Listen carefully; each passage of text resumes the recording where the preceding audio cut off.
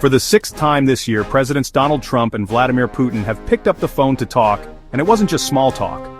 This latest call, clocking in at nearly an hour, tackled some of the world's biggest crises head-on. Let's start with Ukraine. Trump pushed hard for a quick end to the war, but Putin? He held firm, saying Russia wouldn't abandon its goals in Ukraine. He did, though, leave the door open for more talks with Kiev, but only if the root causes of the conflict are addressed. That's code for things like NATO expansion and Western backing for Ukraine. Now, on to the Middle East. Tensions between Israel and Iran are at a boiling point, and both leaders spent a big chunk of their call discussing it. Putin urged diplomacy, saying all disputes should be solved at the negotiating table. Trump agreed, pressing for an end to the fighting not just in the Middle East but in Ukraine too. They also touched on economic cooperation from energy to even space.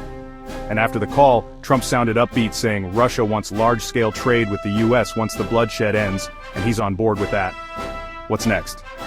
Trump's expected to call Ukraine's president, Vladimir Zelensky, likely to talk about arms shipments and where things go from here.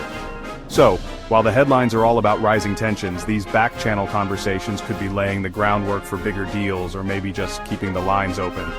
Either way, it's clear the world's watching, and these calls matter.